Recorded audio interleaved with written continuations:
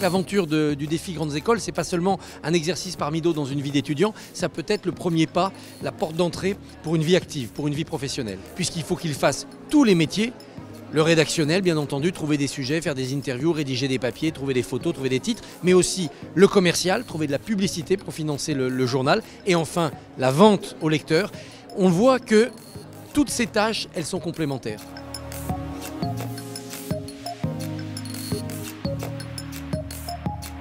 On part dans le nord de la France pour l'EFAP Lille. Les Lillois ont gagné. Ils sont allés chercher le témoin qui manquait dans un paragraphe, ils sont allés chercher la page de pub supplémentaire qu'ils pouvaient gagner. Ils n'ont pas rechigné à fournir l'effort de plus qui faisait la différence, et ça jusqu'au bout. Il y a une sorte de carrefour à l'EFAP de compétences qui permet, quand on joue le défi, eh bien, d'être autant à l'aise dans la recherche de l'éditorial et l'écriture d'un article que dans le relationnel pour trouver de la pub. Et ça, c'est extrêmement important. Et puis enfin, il y a dans l'EFAP quelque chose qui s'appelle la bonne humeur, qu'on rencontre souvent, et ça joue beaucoup.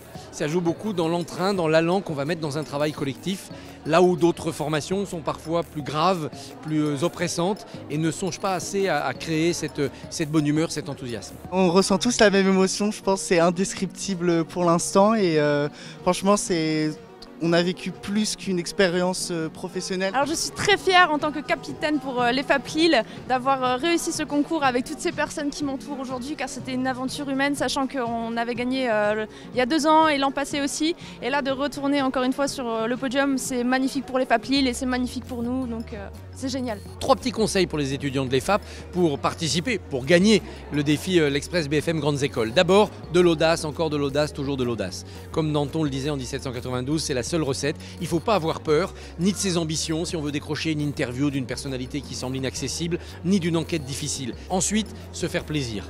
Se faire plaisir quand on est dans sa tâche, devant sa page blanche ou dans un rendez-vous commercial, mais surtout se faire plaisir dans l'équipe. C'est vraiment par les bons moments traversés, en se faisant plaisir, qu'on arrivera à traverser les mauvais moments. Et puis le 3e conseil, c'est d'aller vite.